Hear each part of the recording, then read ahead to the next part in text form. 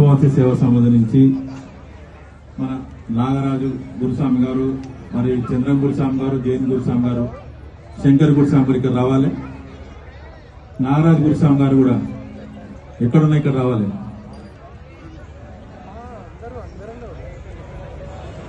చంద్రం గురుస్వామి గారు,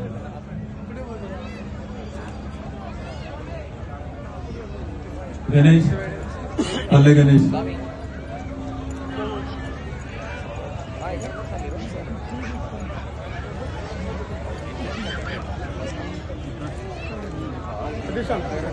నాగరాజ్ గురుస్వామి గారు,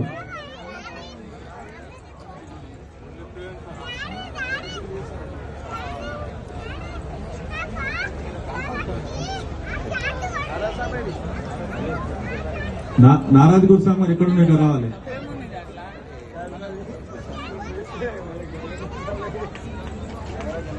స్వామి విఘ్నేష్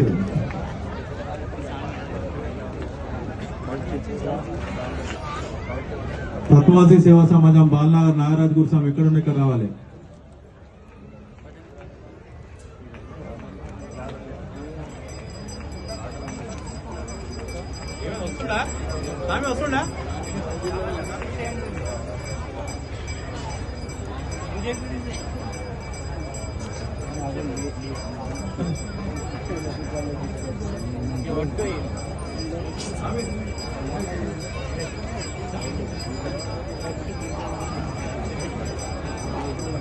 తత్వవాసి సేవా సమాజం నుంచి గురుగారికి చిరు సన్మానం. స్వామి స్వామి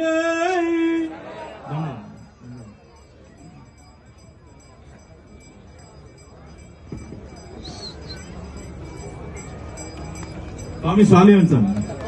స్వామి చాలు.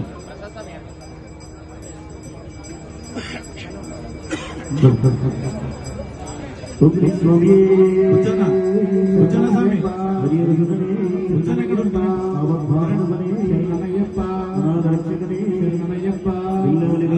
గురుగారు అన్న రమేష్ అన్న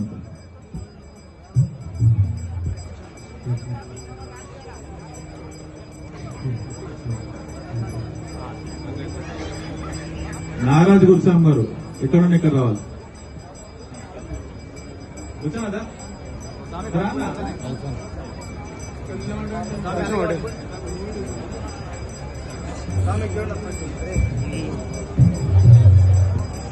స్వామి శరణం, స్వామి శరణయ్యప్ప.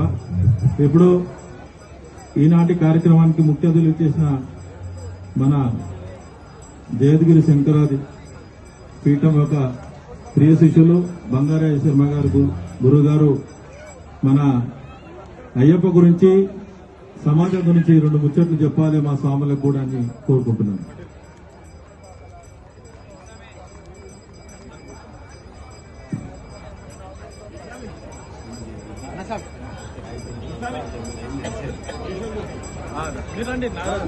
గురుగారు నమస్కారం.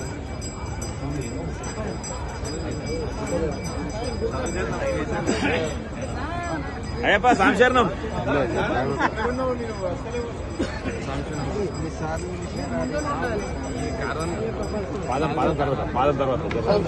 శృతి స్మృతి పురాణానామాలయం కరుణాలయం నమామి భగవత్పాద శంకరం లోకశంకరం.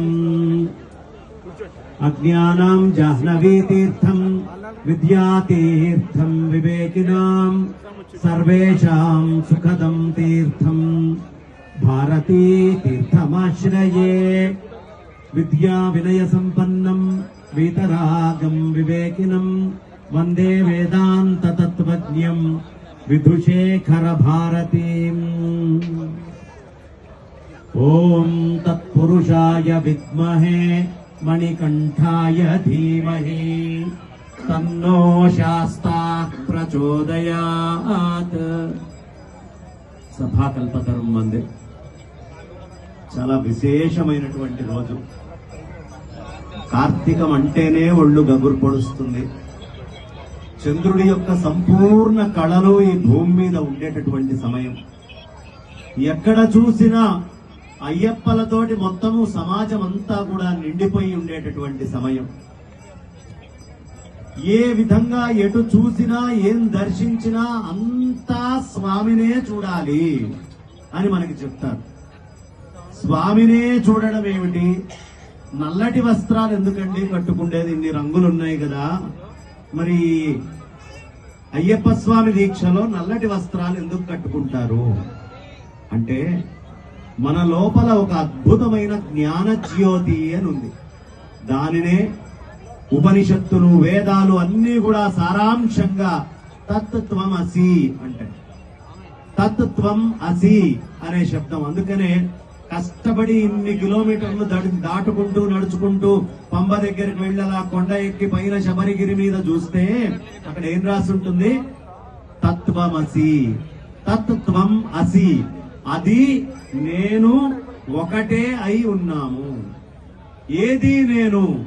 మీరు ఇక్కడి నుంచి కష్టపడి వెళ్ళి ఏ అయ్యప్ప అనేటటువంటి పరమాత్మని చూస్తున్నారో ఆ పరమాత్మ నేను నేను అనుకునేటువంటి ఈ జీవుడు, ఈ రెండు ఒకటే అయి ఉన్నాయి అనేటటువంటి తత్వాన్ని పరిపూర్ణంగా పైన ఉన్న పరమాత్మకి నాకు అభేదము అనేటటువంటి స్థితి కలిగించేటటువంటి దాన్నే తత్వమసి అంటారు. అందుకనే అన్ని దీక్షలలోకి ఇది చాలా మహత్తరమైనటువంటి గొప్పదైన దీక్ష. ఎందుకైందయ్యా అంటే, ఒక మానవుడై పుట్టినవాడు తనని తాను తెలుసుకోవాలి. ఏ రమణ మహర్షి నేను నేను నేను అంటే ఏమిటో చెప్పాడో, ఏ శంకర భగవత్పాదాచార్యుల వారి ఈ భూమి మీదకి వచ్చి నువ్వేమిటి అనేటటువంటి తత్వం చెప్పాడో ఆ తత్వాన్ని మొత్తాన్ని తెలుసుకోవాలి. నిజంగా ఒక్కసారి అందరూ గట్టిగా మీ అందరి కరతాళ ధ్వనులతో మా తత్వమసి సేవా సంఘము స్థాపించింత వైభవంగా చేస్తున్నటువంటి మురళి గారికి గట్టిగా చప్పట్లతో ఒకసారి గట్టిగా. నేను అనుకున్నాను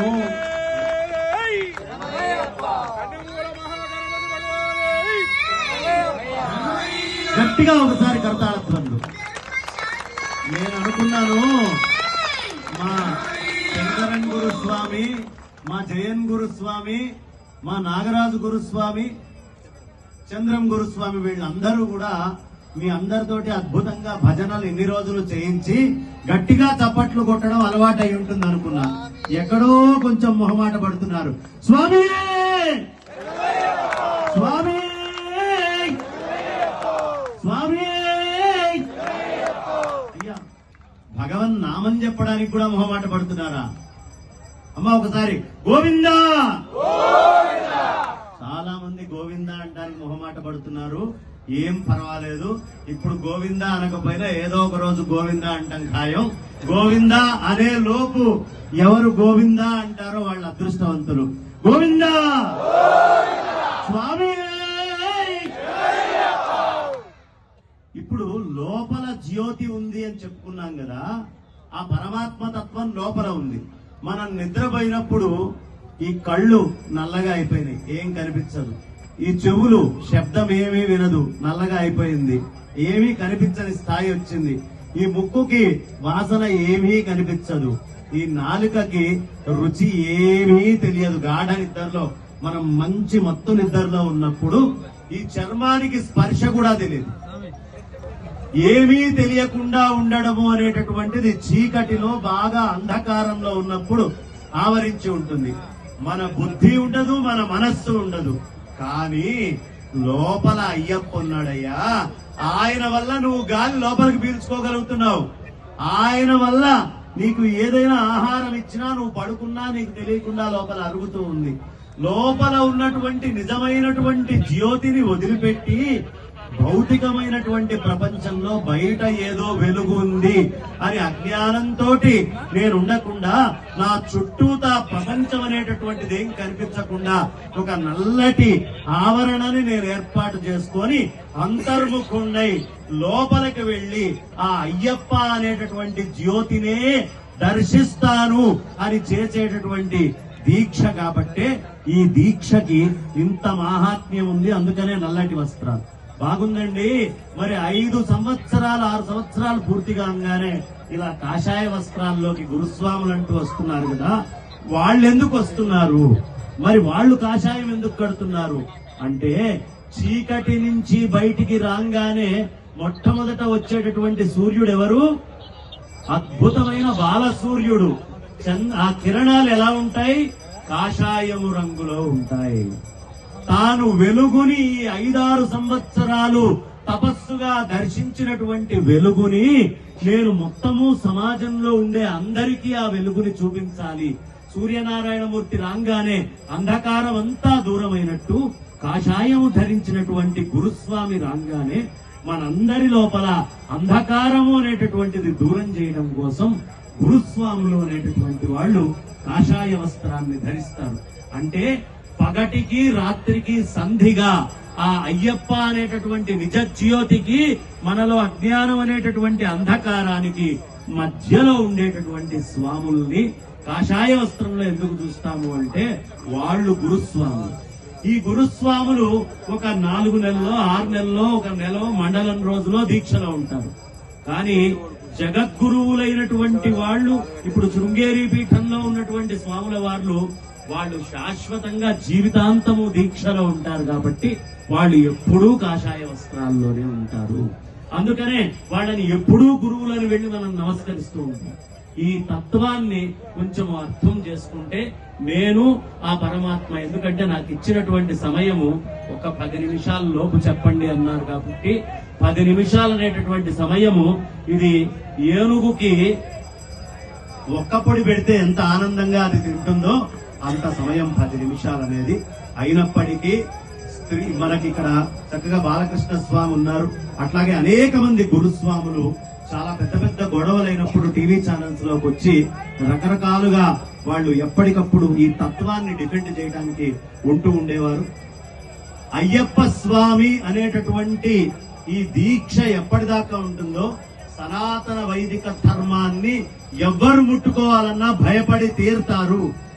వైదిక ధర్మాన్ని కాపాడేటటువంటి దీక్ష అయ్యప్ప దీక్ష. మీరు చూడండి, మిగతా ఏ హిందూ ధర్మానికి సంబంధించిన అంశాలను అంటుకున్నా అక్కడ సమాధానం ఎక్కువగా దొరకదు. కానీ కుల మతాలకు అతీతంగా ఒక్క అయ్యప్ప స్వామి జోలికి గనక ఎవరైనా వస్తే మొత్తము రాష్ట్రాలు కదులుతాయి. అది అయ్యప్ప మనందరికీ ఇచ్చినటువంటి నిజ శక్తి. ఆ శక్తిని ఎప్పుడు కాపాడుకుంటూ మనం ముందరికి వెళ్ళాలి. స్వామి స్వామి. ఆఖరిగా ఒక విషయం చెప్తానండి. ఇప్పుడు తంత్రి అని అక్కడ కూర్చొని రాజన్ తంత్రి గారు, నంబూద్రి గారు చక్కగా అద్భుతంగా అర్చన చేస్తున్నారు. వారు ఏ విధంగా మాట్లాడకుండా ఇట్లా అర్చన చేస్తున్నారు అంటే, దీనికి అవసరమైన మూలాలన్నీ తంత్ర సముచ్చయము అనేటటువంటి గ్రంథంలో ఉంటాయి. ఆ గ్రంథం పేరు తంత్ర సముచ్చయం. ఈ తంత్రముతోటి పూజ చేసే దగ్గరికి ఎప్పుడూ కూడా అది ప్రధానంగా ఆ కళలను ఆవహించిన ప్రధానమైనటువంటి అయ్యప్ప. పూర్ణ పుష్కలాంబ సమేత శాస్తా దగ్గర అంత నిబంధనలు అక్కర్లేదు. కానీ ఆయన దగ్గరికి వెళ్లేటప్పటికీ ఒక్క విషయం గుర్తుంచుకోండి. తంత్ర సముచ్చయం ఏం చెప్తుందయ్యా అంటే, ఆ విధానంలో పూజ మగవాళ్లకైనా దెబ్బదాకి రక్తం వస్తూ ఉంటే వెళ్ళకూడదు. మగవాళ్లకైనా దెబ్బదాకి రక్తం వస్తూ ఉంటే ఆ స్వామి దగ్గరికి వెంటనే వెళ్ళకూడదు. కొంచెం ఆ దెబ్బ కాస్త తగ్గి రక్తం కారడం ఆగిపోయింది అన్న తర్వాతే వెళ్ళాలి. అందుకని అద్భుతమైనటువంటి స్త్రీమూర్తులని, మాతృమూర్తులని ఆ కాలములో తంత్ర సముచ్చయంతో ఆ పైన విశేషంగా పూజ జరుగుతుంది. కాబట్టి అమ్మా మీరు రాకండి, ఎందుకంటే ఎప్పుడు మీకు వస్తుందో మీకే తెలియదు. మీకే తెలియనప్పుడు మీరు అక్కడికి వచ్చి ఒక్కసారి ఇది చేస్తే, ఇంత దీక్షగా చేస్తూ ఇంత తత్వాన్ని చేసేటువంటి ఈ ప్రదేశంలో తంత్ర సముచ్చయం వల్ల మీకేమైనా అపకారం అవుతుందేమో, అంత వైభవంగా జరిగే పూజ. కాబట్టి తంత్ర సముచ్చయ గ్రంథములో దీనికి సంబంధించినటువంటి విషయాలు అనేకం ఈ పూజా విధానానికి సంబంధించి ఉంటాయి. ఇంకా అనేక విషయాలని ఈ తత్వము గురించి, అసలు ఈ అయ్యప్పలు ఏమిటి అని చెప్పాలి అని ఉన్నా, తత్వమసి అయ్యా, ఈ తత్వమసి ఇలాగే అభివృద్ధి చెంది అనేక చోట్లకి చేరి అనేక ప్రదేశాలలో ఈ ఒక్క చోట కాదు, ఎంత అద్భుతంగా అటు 18 పడులు మధ్యలో పెద్దదైనటువంటి 19వ పడిని ఏర్పాటు చేశారు.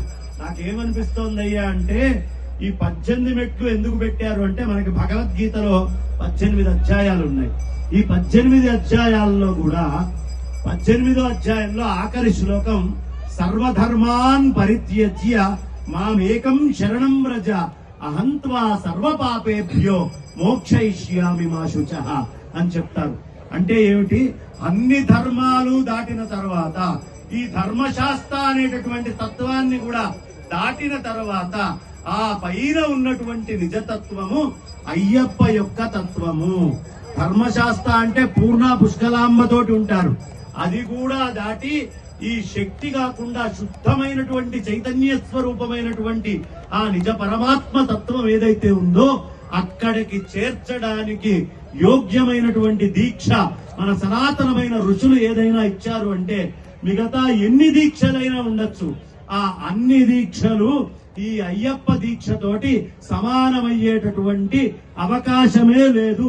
అంత మహత్తరమైనటువంటి దీక్ష ఈ అయ్యప్ప స్వామి దీక్ష. కాబట్టి ఈ సంస్థ తరఫున ఇది దిగ్విజయంగా ఇట్లా నడుస్తూ ఇంకా అనేక ప్రాంతాలలో ఇది వ్యాప్తి చెంది ఈ మాధుర్యం అంతా చేరాలి అని మనసా కోరుకుంటూ ఇది నిర్వహిస్తున్న గురుస్వాములందరికీ కూడా మన నాగరాజు స్వామికి అయితేనేమిటి, మురళీ స్వామికి అయితేనేంటి, చంద్రన్ స్వామికి అయితేనేమిటి, జయంత్ స్వామి వారికి అయితేనేంటి, అలాగే శంకర్ స్వామికి అయితే మా మురళీ స్వామి వారికి అయితే అందరికీ కూడా వాళ్ళందరూ చక్కగా అయ్యప్ప యొక్క సంపూర్ణ అనుగ్రహాన్ని పొంది ఉన్నారు. ఆ అనుగ్రహం వాళ్ళు పొందినటువంటి అనుభూతి ఇప్పటికీ వేలల్లో చేరింది. అది లక్షలలోకి చేరి మొత్తము అంతా కూడా అయ్యప్ప మయం కావాలని మనం బయట చూసే ప్రపంచంలో ఒక కుక్కని చూసినా, ఒక స్త్రీని చూసినా, ఒక చిన్న పురుగుని చూసినా, ఒక వస్తువుని చూసినా అన్నిటినీ అయ్యప్ప అయ్యప్ప అయ్యప్ప అని ఎందుకు చూస్తున్నాము అంటే లోపల ఏ జ్యోతి ఉందో బయట కూడా అదే జ్యోతి ఉంది అని తెలుసుకోవడం కోసం నిరంతరం లోపల ధ్యానము, బయట ప్రతి వస్తువుని అయ్యప్ప స్వరూపంగా మలుచుకొని మనం అందరం దీక్ష చేస్తున్నాం. కాబట్టి ఆ అయ్యప్ప యొక్క సంపూర్ణమైన అనుగ్రహం మనందరి మీద ఉండాలని మనసా ప్రార్థిస్తూ నా వాణికి విరామాన్ని ఇస్తున్నాను. స్వస్తి. చాలా సంతోషం గురుగారు, మీరు మంచి విషయాలు చెప్పినందుకు. మేము తత్వం సేవ సంబంధించి పదావందనం చేస్తున్నాం. స్వామి ఏ శరణమయ్యప్ప. అయ్యప్ప ఇప్పుడు అన్నస్వామి దయచేసి భజన కార్యక్రమం అన్న ముత్యం స్వామి అన్నదానం స్వామియే శరణమయ్యప్ప. హరిహర సుధా నైవేద్యం తీసుకురావాల్సిందిగా కోరుతున్నాం. శరణమయ్యప్ప. అంశం గురుస్వామి గారు మీరు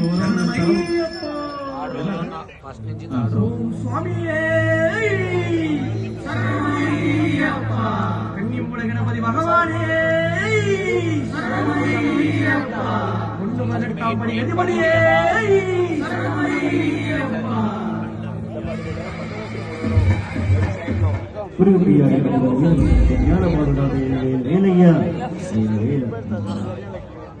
సుబ్రహ్మణ్య స్వామి షణ్ముఖ స్వామి ప్రార్థించుకుంటూ అయ్యప్ప స్వామిని వేడుకుంటూ స్వామి ఏం చేయడం అందరూ కూడా నిలిచిన భక్తులందరూ కూర్చొని జరిగించాలి. మార్కెట్ అడ్డంగా నిలిచిన భక్తులంతా కూడా వెనకాల వచ్చి కూర్చోవాలి. స్వామి పడికి ఎదురుగా ఎవరు ఉండద్దు. ఏం చేయడం శరణమయ్యప్ప.